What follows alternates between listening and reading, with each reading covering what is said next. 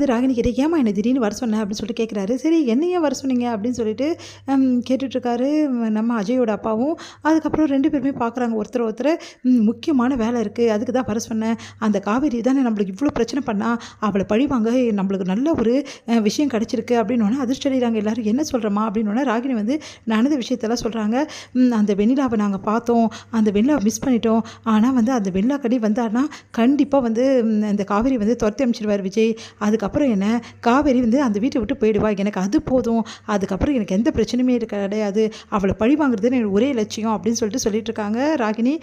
ஆமாம் அவள் போயிட்டாலும் எனக்கு எந்த பிரச்சனை இல்லை, நானும் வந்து வீட்டுக்கு வந்துடுவேன் அப்படின்னு சொல்லிட்டு அஜயோட அப்பாவும் சொல்கிறாரு. சரி நம்மளுக்கு எல்லாருக்குமே வந்து பிரச்சனை இல்லைன்றீங்க, ஆனால் வந்து அந்த வெண்ணிலா வந்தால் எப்படி வந்து போவா காவேரி அப்படின்னு சொல்லிட்டு கேட்குறாரு பசுபதி. அதெல்லாம் உங்களுக்கு தெரியாதுங்க, வெண்ணிலாவை அப்படி உயிருக்கு உயிராக அவங்க விரும்பியிருக்கான். அது எப்படி வெண்ணிலா வந்தால் விட்டுருவான், அவளை தேடாத இடம் பாக்கி கிடையாது, அப்படி இருந்தான். ஆனால் இப்போ வந்து மனசு மாறி இருக்கான்னு சொல்கிறாங்க. என்ன தான் மனசு மாறினாலும் வெண்ணிலாவா காவேரியான்னு வந்தால் வெண்ணிலா பக்கம் தான் விஜய் நிற்பான், காவேரி பக்கம் கண்டிப்பாக நிற்கவே மாட்டான். காவேரி டைவர்ஸ் பண்ணிவிட்டு வெண்ணிலாவை கல்யாணம் பண்ணிப்பான் அப்படின்னு சொன்னோன்னே அதிர்ச்சி அடைகிறாரு பசுபதி. அந்தளவு ஒரு லவ்? ஆமாம் அந்தளவு ஒரு லவ், உங்களுக்கு தெரியாது, உயிரே வச்சுருக்கான் வெண்ணிலா மேலே. வெண்ணிலா வந்தால் போதும், அவளை வந்து அவளுக்காக என்ன வேணாலும் விஜய் பண்ணுவான். அப்புறம் என்ன இந்த காவேரிலாம் போக வேண்டியதாக வீட்டை விட்டு அப்படின்னோடனே நிஜமாவா நம்பவே முடியலையே அப்படின்றாரு பசுபதி. நம்பி தாங்க ஆகணும், இதுதான் நிஜம், என் பையன் மட்டும் இல்லை நானும் அதை தான் சொல்கிறேன் அப்படின்னோடனே சரி முதல் வேலை வெண்ணிலாவை தேட வேண்டியது. இங்கே பாரு அஜய், என் கூட நீ வாழணும்னு விரும்புகிறியா இல்லையா? ஆமாம் உன் கூட வாழணும் அப்படின்னு சொல்கிறாரு.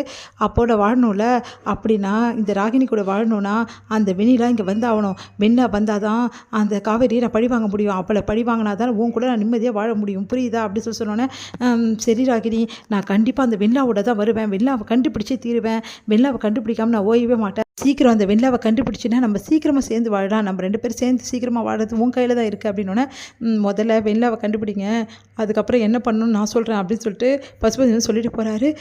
டேய் வெண்ணிலாவை கண்டுபிடிக்க என்னடா ஐடியா வச்சுருக்க, அந்த ஏரியாவில் தானே வெண்ணிலா வந்து இருக்கா, கண்டிப்பாக வந்து அந்த ஏரியாவில் தான் இருப்பா, அந்த ஏரியாவில் இல்லைனாலும் சென்னையில் தானே இருக்கா, இப்படியா நான் கண்டுபிடிச்சிடுவேன் அப்படின்னு சொல்லிட்டு சொல்கிறாரு அஜய். இந்த வெண்ணிலாவை எப்படியாவது கண்டுபிடிக்கணும்டா, கண்டுபிடிச்சிட்டா பிரச்சனையே இல்லைடா, எப்படியாவது வந்து அந்த காவேரியை வெளியே துரத்திட்டு மறுபடியும் பழைய கெத்தாக நான் திரிவேன் அந்த வீட்டில் அப்படின்னு சொல்லிட்டு அஜயோட அப்பா சொல்கிறார். நடக்க தான் போகுதுன்னு சொல்லிட்டு அஜய் சொல்லிட்டு போகிறாரு. இங்கே வந்து என்ன பண்ணுறாங்கன்னா மனசு கஷ்டமாக வந்து எப்பவும் போல் வந்து சோகமாகவே இருக்காங்க நம்ம வந்து காவேரி. அதை பார்த்துட்டு விஜய், காவேரி உன் சோகம் எப்போ தான் தீரும் காவேரி, ஏன் காவேரி இப்படி பண்ணிகிட்டே இருக்க, நான் சொல்கிறது கேட்கவே மாட்டியா, முதல்ல உன் சோகத்தை விட்டுட்டு நார்மல் நிலைமைக்கு எப்போ வருவேன், பழைய வந்து காவேரி நான் எப்போ தான் பார்ப்பேன் அப்படின்றாரு. உடனே பார்த்துட்டு அப்படியே முறைச்சிட்டு போகிறாங்க. ஐயோ என்னால் முடியலையே இந்த சைலண்ட்டை அப்படின்னு சொல்லிட்டு காவேரி பின்னாடி போகிறேன், ஏங்க பின்னாடி வரீங்கன்றாங்க. வேறு என்ன பண்ண சொல்கிற, நீ என்கிட்ட நல்லா பேசினா தான் நான் வந்து இந்த மாதிரி சொல்லாமல் இருப்பேன், எங்கே போனாலும் வந்து அந்த அக்ரிமெண்ட் கதை பேசுகிற, அப்போலாம் என்னை வந்து வெறுப்பேற்றுற மாதிரி பேசுகிற, என்கிட்ட நல்லா பேசுகிறியா, சிரித்து பேசி எத்தனை நாளாச்சு தெரியுமா என் கூட, இப்போ என்ன பேசணும் உங்களுக்கு, நிறைய பேச வேண்டியது இருக்குது அப்படின்னு சொல்லிட்டு கையை பிடிக்கிறாரு. விஜய் வந்து கையை பிடிச்சோன்னா காவேரி சந்தோஷமாக இருக்குது. ஆனால் இருந்தாலும் வந்து கையை எடுக்க பார்க்குறாங்க. இங்கே பார் நீ எடுக்க முடியாது, நான் கையை பிடிச்சுன்னு தான் தருவேன். இங்கே பார் காவேரி ப்ளீஸ் சொன்னால் புரிஞ்சுக்கோ, உன் மனசில் என்ன இருக்குன்னு முதல்ல சொல்லு அப்படின்னோடனே ஏன் உங்களுக்கு தெரியாதா, எனக்கு தெரியலையே அதனால் கேட்டுட்ருக்கேன். அப்பா இந்த லேடிஸ் மனசில் என்ன இருக்குன்னு புரிஞ்சிக்கவே முடியல, உன் மனசும் அப்படி தான் இருக்குது, நீ வெளிப்படையாக இருக்க ஆள், நீயே இப்படி இருக்க அப்படின்னு சொல்லிட்டு கேட்டுட்ருக்காரு. அதுக்கு காவேரி அமைதியாக பார்த்துட்டே இருக்காங்க. உடனே வந்து காவேரி வந்து கையை பிடிச்சிட்டு பேசிகிட்டே இருக்காரு. அப்போ காவேரி வந்து இந்த மாதிரி நான் எப்போவுமே உங்கள் கூடவே இருக்க முடியுமா அப்படின்னோடனே காலம் ஃபுல்லாக என் ஒய்ஃபாக ஏன் கூட தான் நீ இருக்க போகிற காவேரி, அதை யாராலையுமே தடுக்க முடியாதுன்னு சொல்லிட்டு மனசில் நினச்சிக்கிறாரு விஜய். ஏன் இருக்கிறதுக்கு என்ன இல்லை, எப்படியும் இங்கே பாரு அந்த அக்ரிமெண்ட் பற்றி பேசாதுன்னு சொன்னேன்னா அப்படின்னு சொல்லிட்டு அப்படியே வந்து வாயை வந்து கை வைக்கிறாரு. அப்படியே காவேரி வந்து அப்படியே விஜய் பார்த்துட்ருக்காங்க, விஜயும் காவேரி பார்த்துட்ருக்காங்க, 2 பேரும் ஒருத்தர் பார்த்துட்ருக்காங்க. அடுத்து வந்து சரி நான் பேசலை அப்படின்றாங்க. இதுதான் காவேரி அப்படின்னு சொல்லிட்டு போகிறாரு.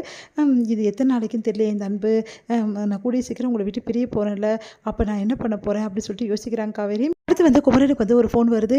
இந்த மாதிரி வந்து உன்னை செலெக்ஷன் பண்ணியிருக்கோம்ப்பா, இதுக்கப்புறம் ரெகுலராக வேலை இருக்கும், நீ தினமும் நடிக்க வேண்டியது இருக்கும், எப்போ ஷூட்டிங் கூப்பிட்டாலும் நீ வரணும் அப்படின்னு சொல்கிறாங்க. அதை கேட்டு குமரனுக்கு சந்தோஷம் தாங்க முடியல.